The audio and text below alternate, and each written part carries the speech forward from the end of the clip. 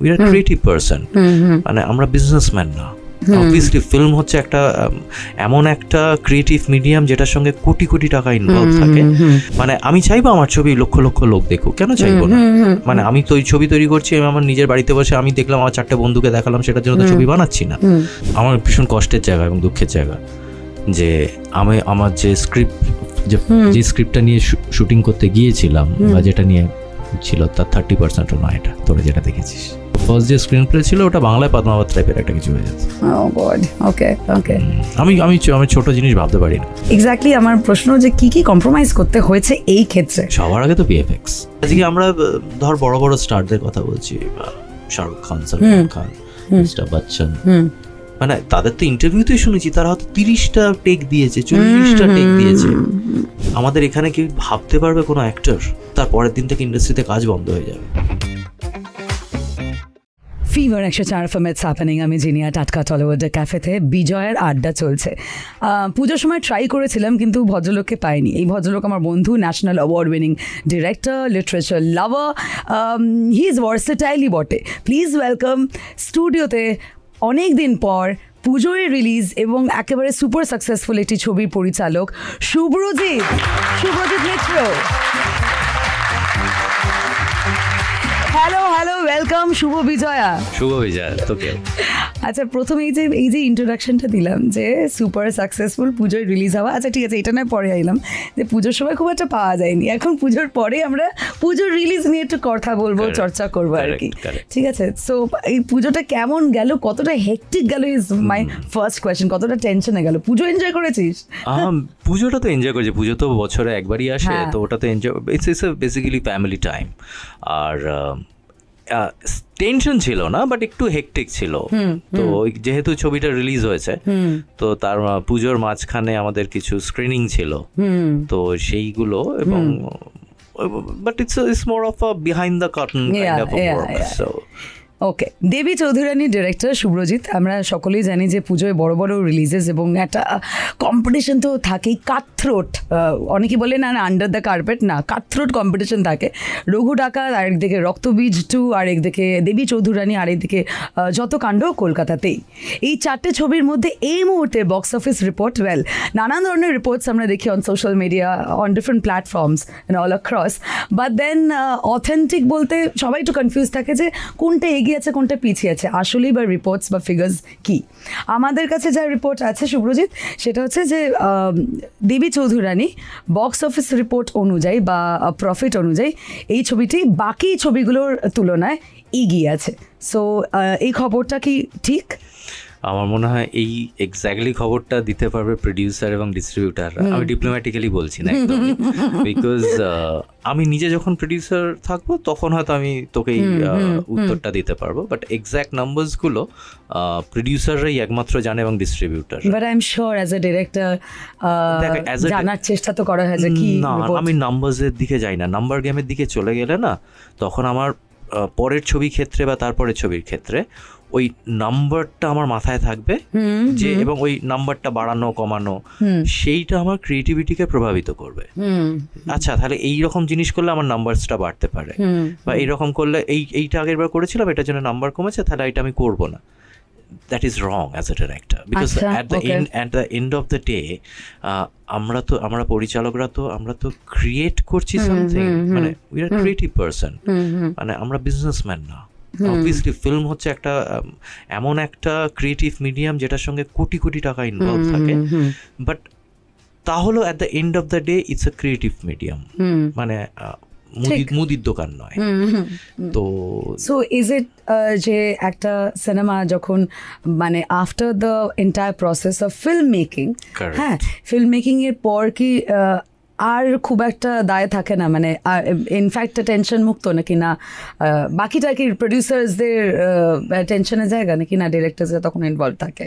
তোর ক্ষেত্রে যদিও একটু প্রত্যেকবার ডিফারেন্টই হয়েছে, মানে like you said the thing is that, ওই বললাম এটা ডিরেক্টর টু ডিরেক্টর ভ্যারি করে। আমার কাছে ক্রিয়েটিভ অ্যাপ্রিসিয়েশন অডিয়েন্সদের কাছ থেকে পাওয়া বা ক্রিটিকদের কাছ থেকে পাওয়া, সেটা আমার কাছে অনেক বেশি কি বলবো অনেক বেশি ইম্পর্টেন্ট।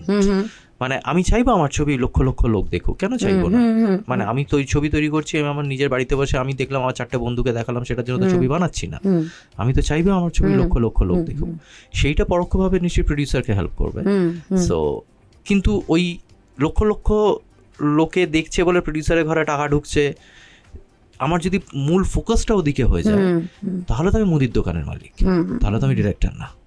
এতগুলো যে ছবি রিলিজ হয়েছে এবং আমরা জানি প্রচুর অ্যাক্টার্স এখন তাদের নিজস্ব প্রোডাকশন হাউস আছে, তো সেক্ষেত্রে apart from পরেরটা থেকে আমার নিজের প্রোডাকশন শুরু হচ্ছে। Wow, okay, that's a breaking news টাটকাটালুট ক্যাফেতে। সো টেল মি যে দেবী চৌধুরানী ছাড়া কোন ছবিতে শুভ্রজিতের মনে হয়েছিল যে এই ছবিটা একটু মানে হয়তো টেক্কা দিতে পারে বা পোটেনশিয়াল আছে বা আমিও দেখতে যাব, কোনটা এর মধ্যে? আমার তখন কি মনে হয়েছিল সেটা? হ্যাঁ, মানে আমি সবকটারই থ্রিলার দেখেছিলাম, বাট দেখ নিজের বাচ্চাকে তো সবসময় ভালো লাগে। Correct, of course. নিজের বাচ্চা মানে সেটা যে যারা রয়েছে মানে যে 4টে ছবির কথা বলছি তাদের ক্ষেত্রে সবাই নিজের বাচ্চা সবসময় নিজের ভালো লাগবে। তো এছাড়া তো বাকিগুলো আমার মনে হচ্ছে সবকটার ইকুয়াল পোটেনশিয়াল রয়েছে, মানে এবং 4টে ডিফারেন্ট জনারের ছবি ছিল। তো সেক্ষেত্রে মানে ডিপ্লোম্যাটিক্যালি একদমই বলছি না। তো আমার এখন অবধি অনিকদার ছবিটা শুধু দেখা হয়েছে, আমার বাকি দুটো এখনো দেখা হয়নি। সো ডেফিনেটলি আমি দেখবো। শুভ্রজিতের প্রায়োরিটি ছিল মানে ওইটা আগে দেখার আর কি, মানে না ওটা অনেকদা নেমন্তন্ন করেছিল প্রিমিয়ারে, মানে মানে যদি আমাকে যদি উইন্ডোজ বা দেব নেমন্তন্ন করতাম আমি ডেফিনেটলি যেতাম। সো ডেফিনেটলি তো আমাকে অনেকদা নেমন্তন্ন করেছে, হাসানদা নেমন্তন্ন করেছে, বাট আমার মনে হয় টিকিট কেটেও যদি তোকে দেখতে হতো হয়তো 4টের মধ্যে মানে নিজের বেবি ছাড়া হয়তো মনে হয় যত কাণ্ড কলকাতাতেই হয়তো তুই দেখতে যেতিস, বা হয়তো বাকিগুলো পরে। আরেকটা হচ্ছে আমি হয়তো রঘু ডাকাতও দেখতে যেতাম, বিকজ তার একটা বড় কারণ হচ্ছে রঘু ডাকাতের সঙ্গে আমার প্রচুর কমন টেকনিশিয়ানস রয়েছে এবং প্রচুর বন্ধু বান্ধব রয়েছে। ওকে, অফ কোর্স। তো সেইটা একটা বড় যে মানে একসঙ্গে কাজ করেছি এবং রঘু ডাকাতে যখন শুট চলছে সেই সময় অনেক কিছু খবর পাচ্ছি, বা আমাদের খবরও ওরা পেয়েছে ডেফিনেটলি, বিকজ যেহেতু কমন টেকনিশিয়ানস মানে এইচওডি, অ্যাবসলিউটলি। তো মানে আর ধ্রুব খুবই বন্ধু বান্ধব, মানে বন্ধু স্থানীয়। তো সেই জন্য সুগতদা লিখেছে, সুগতদা ইনফ্যাক্ট আমাদের দেবী চৌধুরানীর স্ক্রিপ্টটা পুরো ইংলিশে ট্রান্সলেটটা সুগতদার করা, মানে যেটা রঘু ডাকাতের স্ক্রিপ্ট রাইটার। সোমনাথ আছে মেকআপে, একই জায়গা থেকে গ্রাফিক্স হয়েছে। সো তাছাড়া আরো টিম মেম্বার অনেকেই রয়েছে। তো যার ফলে একটা তো মানে দুপক্ষই এক জায়গা থেকে সাউন্ড হয়েছে অনিন্দিতদের ওখানে। সো আরো একটা বিষয় আছে যে অন্যান্য ছবির ক্ষেত্রে জানি না, তবে এই দুটো ছবির ক্ষেত্রে আমি পার্টিকুলারলি দেখলাম।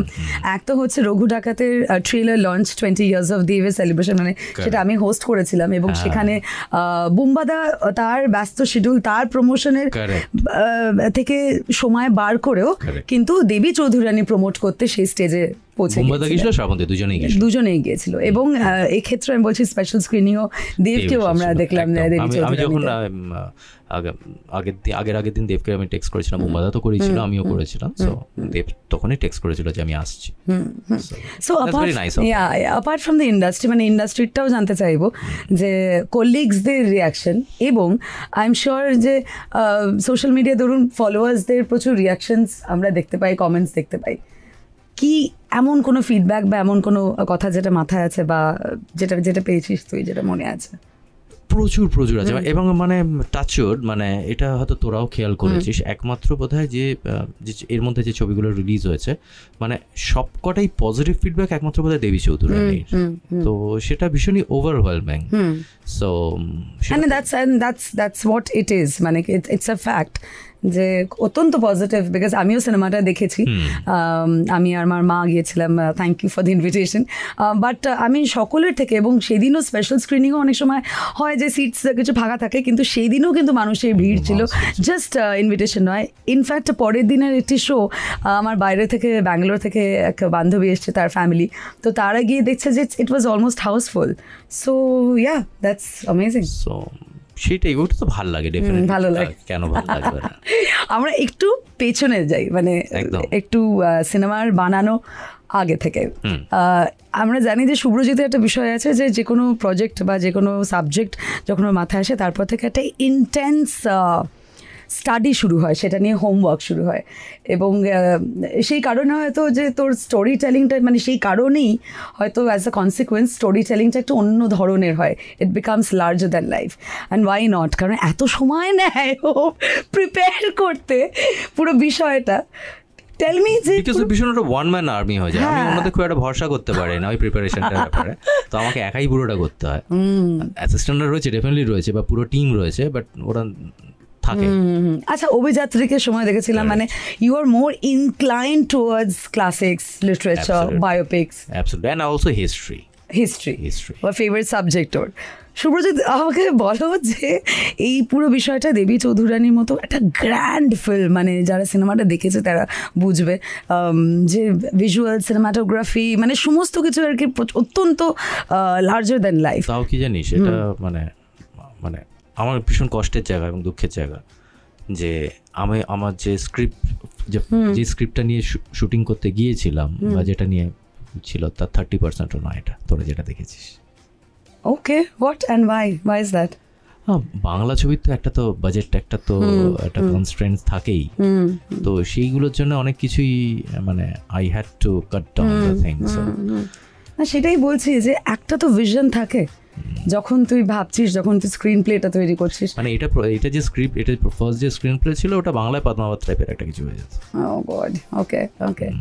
আমি ছোট জিনিস ভাবতে পারি না। দুটো জিনিস জিজ্ঞেস করি, এই পুরো প্রসেসটা কবে শুরু হয়, মানে এই যে পুরো পড়াশোনা এটা নিয়ে research work, then the first screenplay, চিত্রনাট্য যেটা শুরু হচ্ছে, মানে এটা কতদিন আগে? এইটা 2021-2022 এরকম সময়। 2021-2022, ওকে ওকে। সো ওই আমি ন্যাশনাল অ্যাওয়ার্ড পাওয়ার পর ন্যাশনাল একটা production house, I'm not naming them, একটা খুব নাম করা, সো ওরা আমাকে কিছু এরকম হিস্টোরিক্যাল এবং লিটারেচার বেস কিছু কাজ করতে বলে। তো সেই নিয়ে তখন ওই 1757 to 1857 এই সময়টার ওপর যদি কিছু হয়, সো সেটা নিয়ে পড়াশোনা করতে করতে তখন ওই আনন্দমঠ আর দেবী চৌধুরানীটার আমার মনে হলো এই প্রেক্ষাপটে খুব ভালো হবে। তো সেখানে দেবী চৌধুরানীটা আমার কাছে অনেক বেশি মনে হয়েছিল যে কমার্শিয়ালি ভায়াবল থেকে বড় কথা যে মানে অ্যাজ এ ডিরেক্টর আমার মনে ছিল এটাতে অনেক বেশি কাজ করতে পারবো।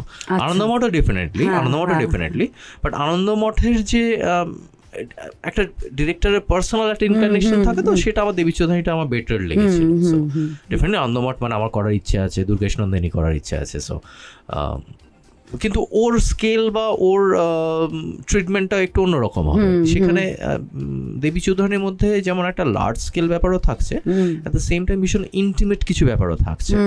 হ্যাঁ, যে এই ব্রজেশ্বর, প্রফুল্ল, সাগর, মানে আমার কি ধরনের ছবি করতে ভালো লাগে জানিস তো, ধর গন উইথ দ্য উইন্ড, বা ধর জেন অস্টিনের গল্প যেরকম প্রাইড অ্যান্ড প্রেজুডিস, হ্যাঁ, তো সেরকম সেন্স অ্যান্ড সেন্সিবিলিটি, মানে ওই রকম একটা হিস্টোরিক্যাল একটা গ্র্যান্ড ব্যাকড্রপ হবে, তার কিন্তু গল্পটা হবে ভীষণ ইন্টিমেট, মানে ওই ধুমধারাক্কা মারপিট টাইপের না।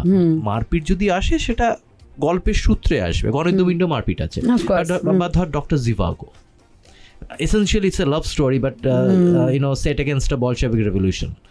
So এই রকম জিনিস করতে আমার খুব ভালো লাগে। কিন্তু এরকম জিনিস করতে, এবং তা আবার বাংলা ইন্ডাস্ট্রিতে, টলিউডে টু এক্সিকিউট ইট, মানে লাইক ইউ মেনশন যে অনেক, মানে তুই 30, আমাকে বলো 30% জিনিয়া তুমি দেখেছো, যেটা ভেবেছিল, যেটা ভিশন, সেটা এক্সিকিউটেড হয়নি। এক্স্যাক্টলি আমার প্রশ্ন যে কি কি কম্প্রোমাইজ করতে হয়েছে এই ক্ষেত্রে? সবার আগে তো ভিএফএক্স, সবার আগে ভিএফএক্স। সো মানে 75 জন 5-6 মাস ধরে কাজ করার পরও তারপর তারা মানে রীতিমতো হাতে পায়ে ধরা, দাদা এইটা কলকাতা থেকে ম্যাক্সিমাম, এরপরে আপনাকে বম্বে থেকে করাতে হবে। তো সেটা কলকাতা থেকেই করতে হয়েছে নাকি বম্বে? একটা বাজেট, একটা আলটিমেটলি ঘুরে ফিরে দেখ, আলটিমেটলি তো বললাম আমি পদ্মাবত করতে পারবো, কিন্তু পদ্মাবত বাজেটটা আমাকে দিতে হবে। হয়তো পদ্মাবত যে বাজেট লেগেছে তার অর্ধেক বাজেটে হয়তো করতে পারবো, বিকজ আমরা কি বাজেটে কাজ করি, আমরা যেভাবে মানে বাংলা ইন্ডাস্ট্রিতে কাজ করি, মানে বম্বেতে ভাবতেও পারবে না, বা সাউথ ইন্ডাস্ট্রি ভাবতেও পারবে না। মানে আমাদের এতগুলো কনস্ট্রেন্টের মধ্যে কাজ করতে হয়, তার মধ্যে ওই কম বাজেটের মধ্যে পারমুটেশন কম্বিনেশন করে যদি এই জিনিসটা হতে পারে ওই বাজেটে, মানে আমি তো বলছি আমাদের পুরো দেবী চৌধুরানীর যে বাজেট হবে হয়তো আমি যে ধরনের ছবির কথা বলছি তার হয়তো একটা সিনের বাজেট তার থেকে বেশি হবে। হ্যাঁ, মানে একটা প্লেন অ্যান্ড সিম্পল, মানে তারপর এখানে আমাকে অনেক কিছু যেমন করতে হয়েছিল, মানে ক্রাউড, তারপর অ্যানিমালস, এইগুলো ইট ওয়াজ মাচ গ্র্যান্ডার। সো তাহলে কি এক্ষেত্রে যেহেতু বাজেট কনস্ট্রেন্ট একটা থাকেই ইন্ডাস্ট্রিতে, does it allow you to think that big?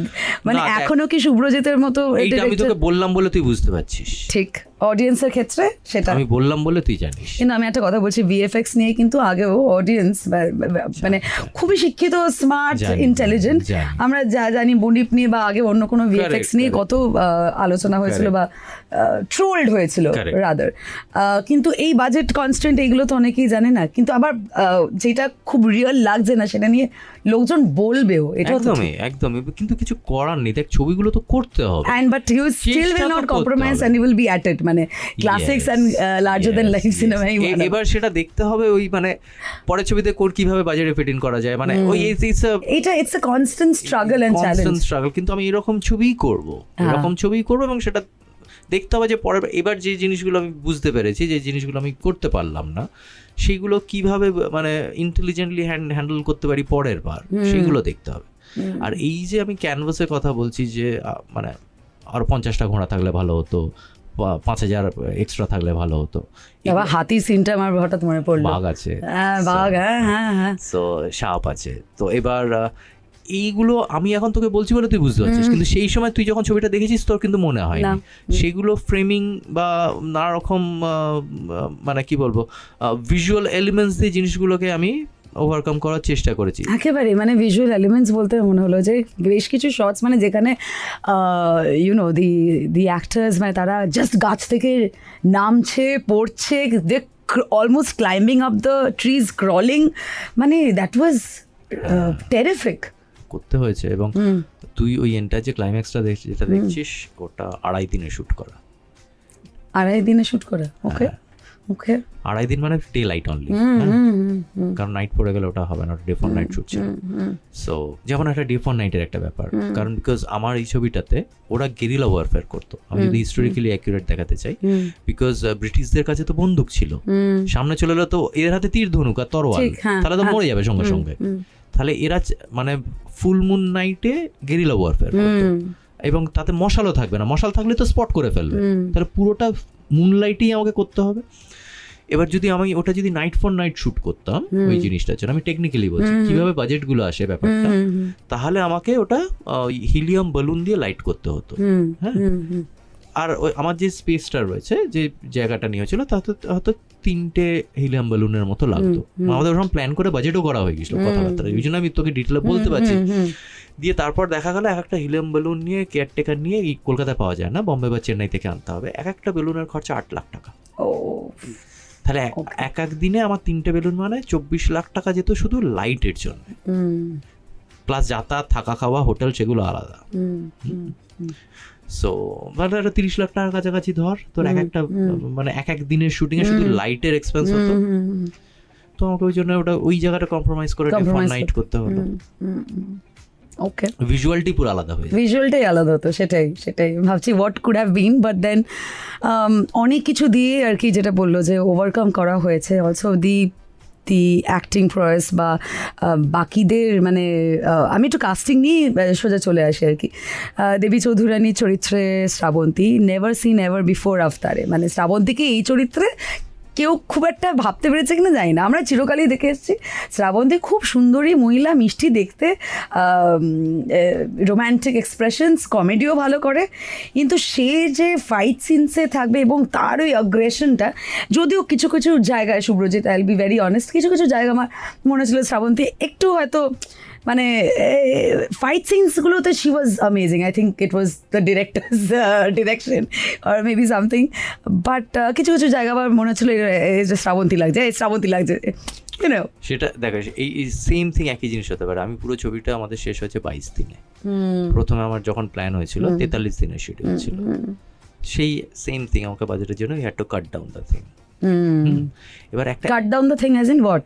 Schedule days, একটা দিনের খরচা আছে শুটিং পুরো, মানে আমাকে 50% ডেতে আমাকে করতে হলো। আমরা যখন রেকিও করেছি জানতাম 43 ডে শুট। সো তারপরে যখন আরও নানা রকম জিনিস হলো তো আমাদের অবভিয়াসলি আমাদের জিনিসটা কমাতে হলো 22 দিনের মধ্যে, নয়তো ছবিটা হতো না। সো আমাকে অ্যাক্টরকেও তো সময় দিতে হবে। কারেক্ট, এটাই বলছিলাম, একটাকে তো সময় দিতে হবে। টেকনিক্যালি আমি বলছি ঠিক আছে, একটা যেমন তবে কি আমাদের কি হয়, আমরা যে ছবিগুলোর সঙ্গে কম্পেয়ার করি, আজকে কান্তারার সঙ্গে কম্পেয়ার করবো যদি, বা আজকে যদি পদ্মাবতের সঙ্গে কম্পেয়ার করি, ওরা 10 দিন 15 দিন ধরে হয়তো একটা সিন করে, আর আমরা একদিনে 5টা সিন করি।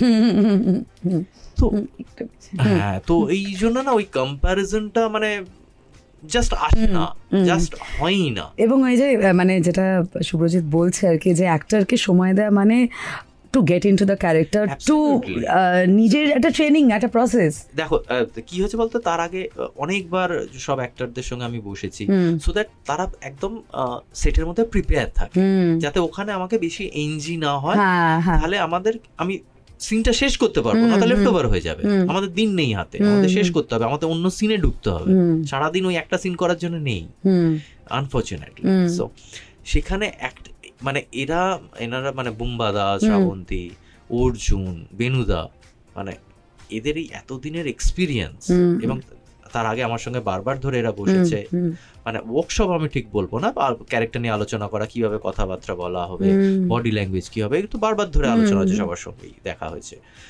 তো সেইটা ছিল বলে তুই যেটা দেখতে পাচ্ছিস সেটা হয়েছে, কিন্তু তারপরও ওই জায়গাটার মধ্যে নিয়ে গিয়ে, ওই মেকআপটা করার পর, ওই জিনিসটা করার পর, ওই অ্যাম্বিয়েন্সটার মধ্যে নিয়ে গিয়ে, তারপরও তো আমি হয়তো ম্যাক্সিমাম 2টো মানে মনিটর বা রিহার্সাল করতে পেরেছি, তারপরে আমাকে শটটা নিতে হয়েছে, নয়তো মানে সেটা সম্ভব না, নয়তো আমার সিন লেফট ওভার হয়ে যাবে, মানে সেটা আমাকে মাথায় রাখতে হচ্ছে।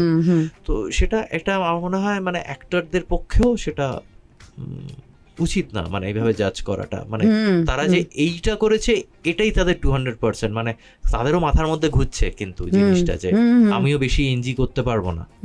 ঠিক ঠিক, হ্যাঁ, তো মানে এত কিছু ঘটে, সো মাচ গোজ বিহাইন্ড। আজকে আমরা ধর বড় বড় স্টারদের কথা বলছি, শাহরুখ খান, সলমান খান, মিস্টার বচ্চন, মানে তাদের তো ইন্টারভিউতেই শুনেছি তারা হয়তো 30টা টেক দিয়েছে, 40টা টেক দিয়েছে।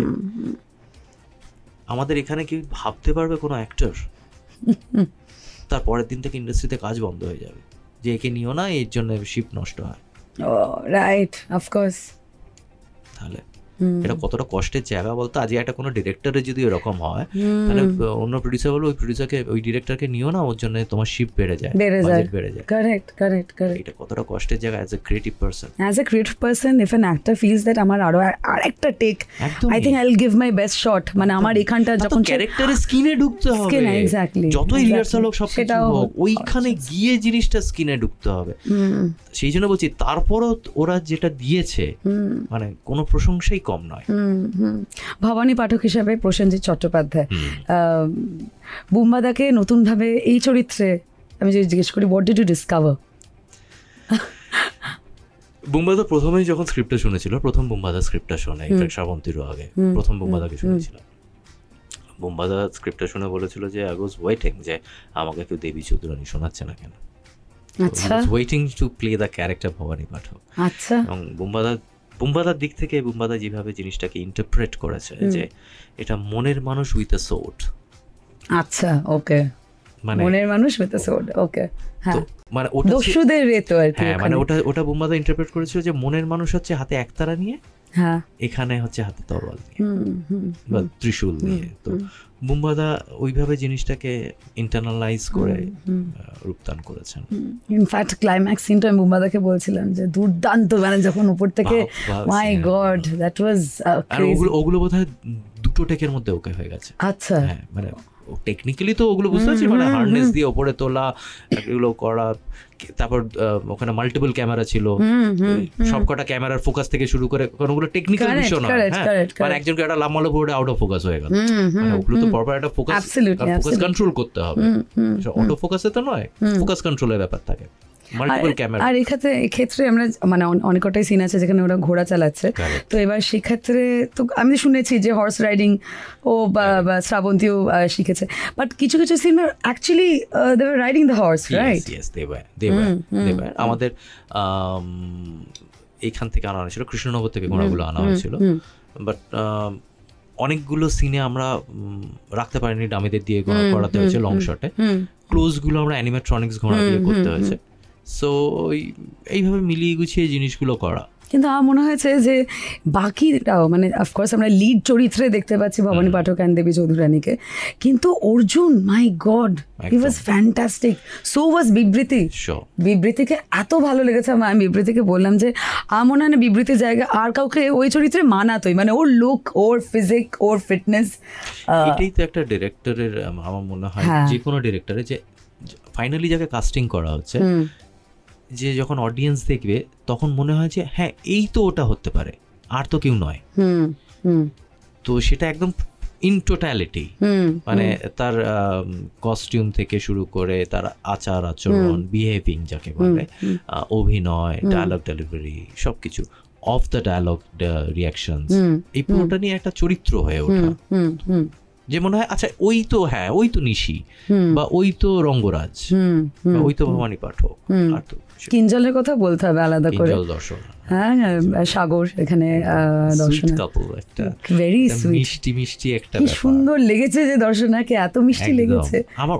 ওই মিষ্টত্বটা, যে প্রথমে যে একটা ভীষণ একটা লাভি ডাবি একটা কাপল, সেই সময় কিন্তু প্রচুর সমাজের একটা বাধা নিষেধ ছিল, মানে তখন হাজব্যান্ড ওয়াইফের মধ্যে কিন্তু অত নৈকট্য হতো না, তার মধ্যে যে লুকিয়ে চুরিয়ে একটা প্রেমের ব্যাপার, ওই মিষ্টি মিষ্টি ব্যাপারটা না থাকলে ক্লাইম্যাক্সের যে এইটা অডিয়েন্সের মধ্যে ওই আঘাতটা আসতো না।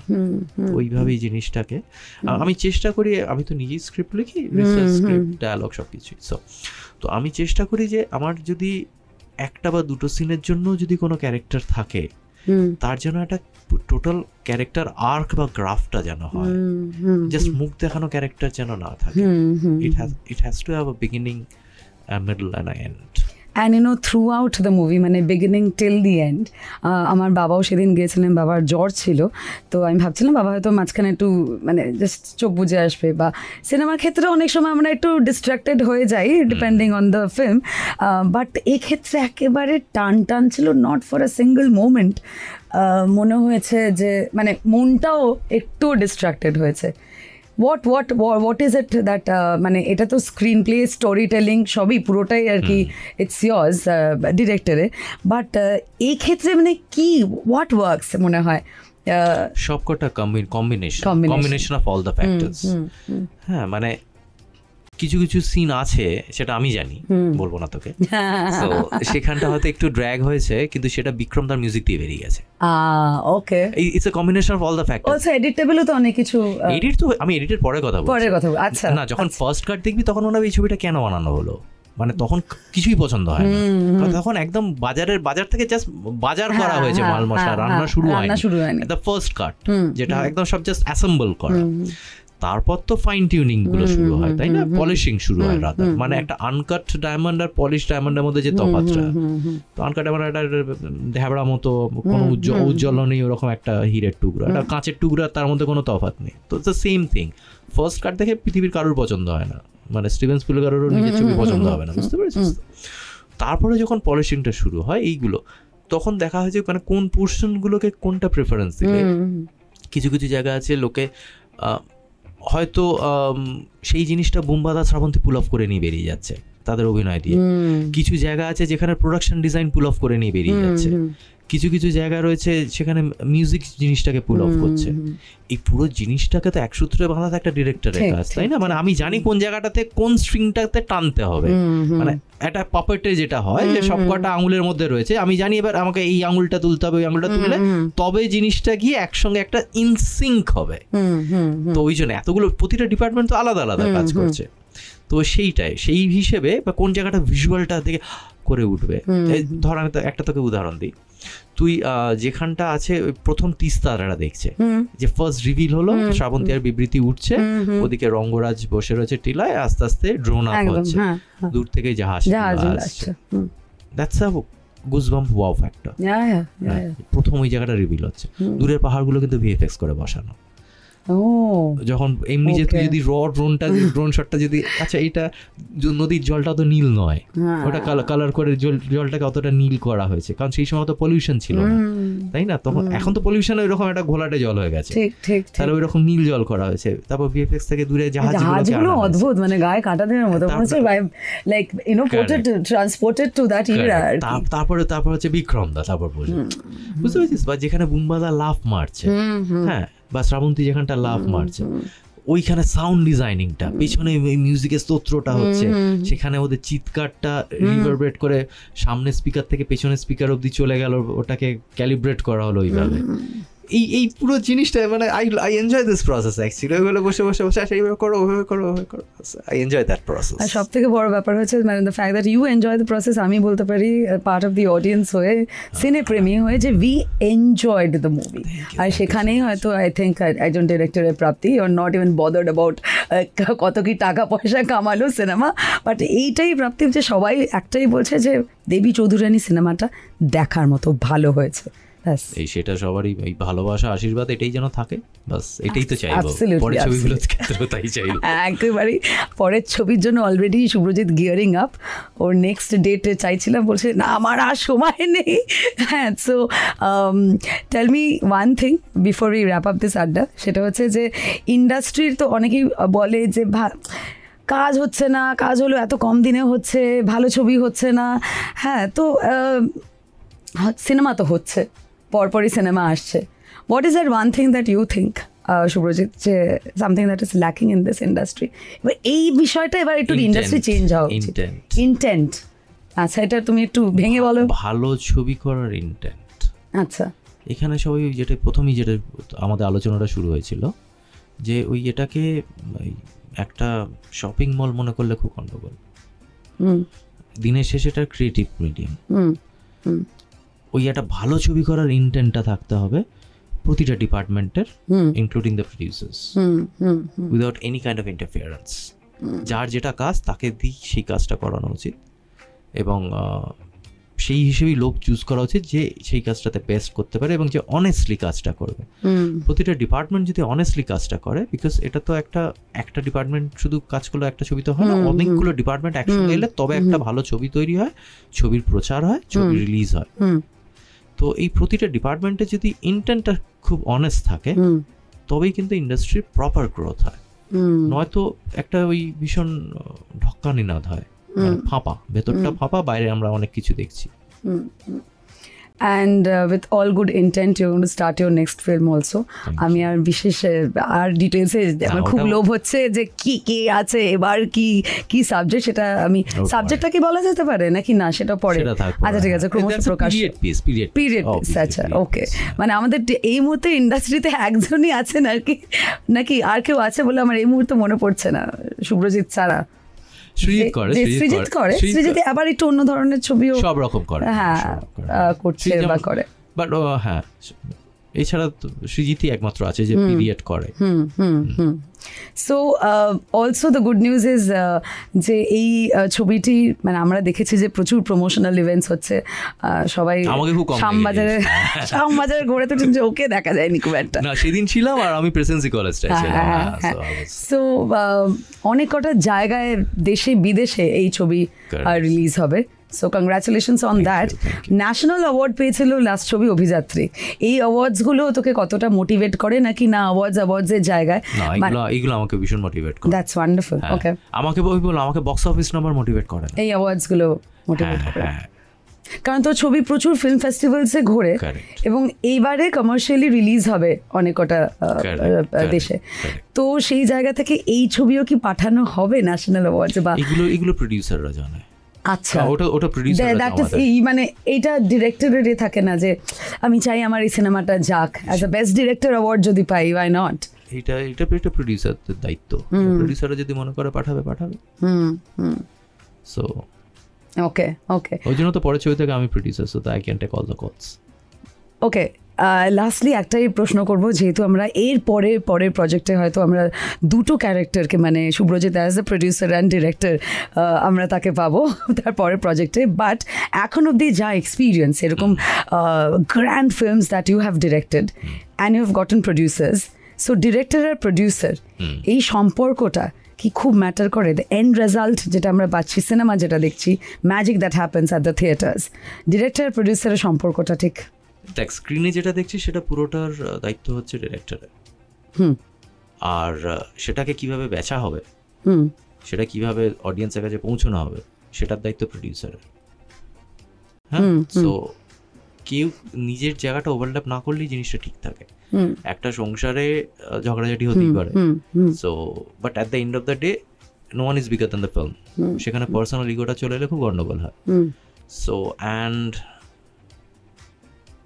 no one is indispensable other than the director. All right. Because director makes the film. That says it all. Our interview ekhanei shesh with that punchline. Thank you so much. Many congratulations on your film, Devi Chaudhurani, and looking forward to এর থেকেও বড়, মানে নিজের রেকর্ডে নিজে যে ভাঙে শুভ্রজিৎ মিত্র, সেই পরের সিনেমা নিয়ে আবারও আড্ডা হবে as a director and producer. আমি ডিরেক্টর হিসেবেই নিজেকে বেশি প্রেফার করবো। বাট ওই যে এটার বড় কথা যে আর কাউকে মানে নিজের কল আর মানে নিজেই নেওয়া যাবে আর কি, দ্যাট ইজ অলসো।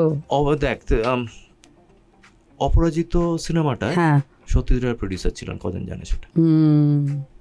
সো এটা আমিও জেনেছিলাম তোর থেকে আগের বার। সো প্রথমটা পশ্চিমবঙ্গ সরকার করেছিল, তারপর একটা নিজেই করেছিলেন ইনভেস্টার্স। সো ওই জন্য বললাম অলরেডি ডিরেক্টর ইজ ফ্যান্টাস্টিক। আর শুভ্রজিতের আমি যদি দুটো লাস্ট প্রশ্ন করবো, favourite director in this industry K? Martin Scorsese, Steven না, স্পিলবার্গ। আমাদের টলিউড, আমার টাটকা টলিউড ক্যাফে শো এর নাম, ইন্টারন্যাশনাল নাম বলিস না। আমাদের টপ 3 জন ডিরেক্টর শুভ্রজিৎ যাদের কাজ, যাদের সিনেমা দেখে। সত্যজিৎ রায় না, অত দূরের নয়, এখনকার contemporary. I will make it difficult. সবার কাজই তো দেখি। না, হবে না শুভ্রজিৎ। প্রিমিয়ারে নেমন্তন্ন করলেই যায়। না না, কার কাজ নেমন্তন্ন না করলে যায় না। ভালো লাগে, কার কোন একজনের এক একটা জিনিস। ঠিক আছে, তুই top 3 you tell me. Top 3 অতনুদা, কৌশিকদা, ইন দ্যাট অর্ডার? না, আচ্ছা, এক একজনের এক একটা জিনিস। আচ্ছা ঠিক আছে, অতনু রায়চৌধুরী, কৌশিক গঙ্গোপাধ্যায়। আমি সেটাও বলতে পারি কাকে কি জন্য আমার ভালো লাগে। আচ্ছা, না ঠিক আছে, আচ্ছা নত ব্যাপারটা একটাই হতে পারে। না না ঠিক আছে, অতনু রায়চৌধুরী, কৌশিক গঙ্গোপাধ্যায় আর সৃজিত। সৃজিত মুখার্জি। ওকে, 3 জন নায়িকা যাদের সাথে কাজ করার খুব ইচ্ছা আছে এবং মনে হয় যে extremely powerful, maybe underrated but you really love. আরে বাবা, সব ইন্টারন্যাশনাল যায় ভদ্রলোক।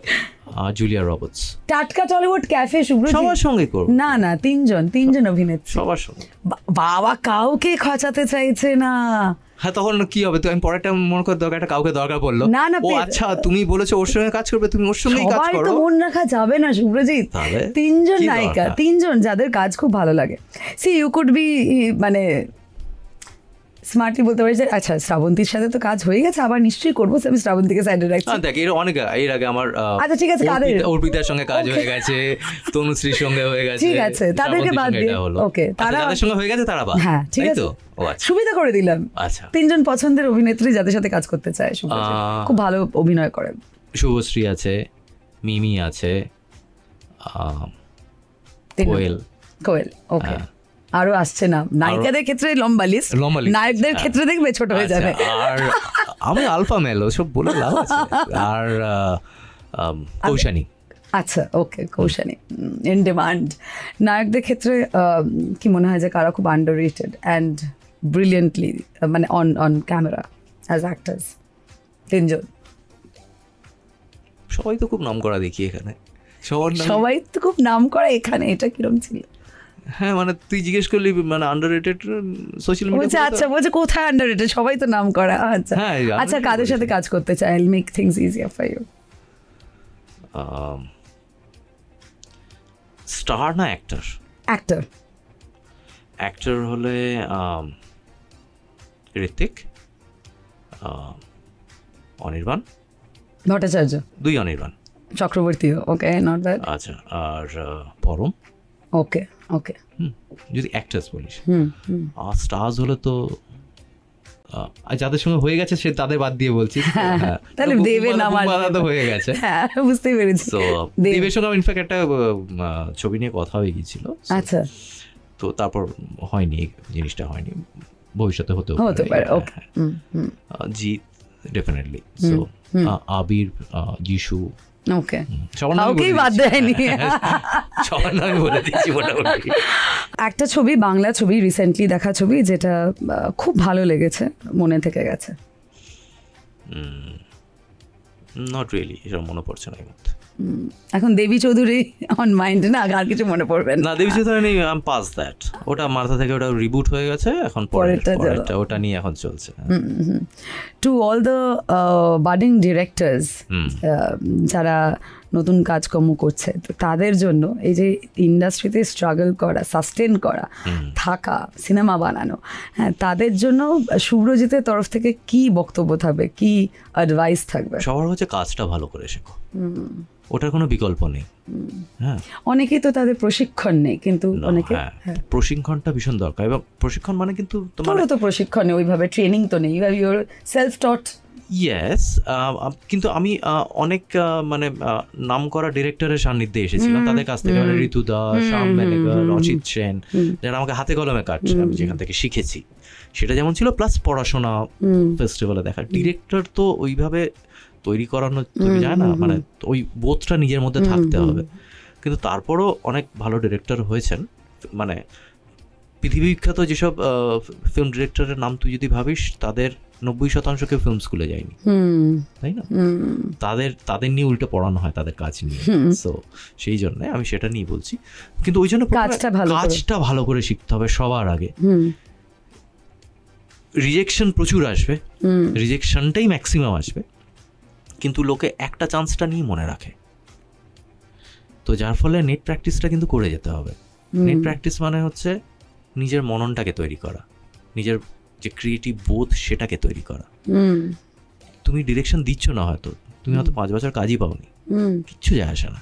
আচ্ছা, কিন্তু 5 বছর কিন্তু তোমাকে রেগুলার সাহিত্য নিয়ে পড়াশোনা করতে হবে, ভালো ভালো থিয়েটার দেখতে হবে, গান শুনতে হবে, পেইন্টিংস দেখতে হবে, তোমার এই বোধ আর মননটাকে রেডি করতে হবে, সো দ্যাট 5 বছর পরে তুমি যদি একটা সুযোগ পাও, ওই একটা সুযোগ যেন তুমি ফাটিয়ে দিতে পারো। Fantastic, super super.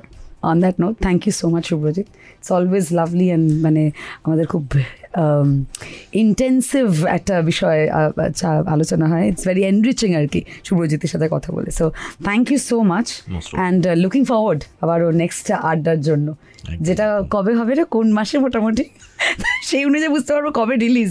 কারণ তুই তো আজকাল বছরে মনে হয় ঠিক করে নিয়েছো ওই লেভেলে আর কি, যে একটা ছবি বানাবে, ফাটিয়ে বানাবে আর কি, ওরকম লেভেলে কি নাকি একটা? হ্যাঁ, সিরিয়াসলি আমি কি ঠিক বললাম? আমি হাওয়ায় বললাম 1-1.5 বছর তো মিনিমাম লাগবে একটা ছবি করতে।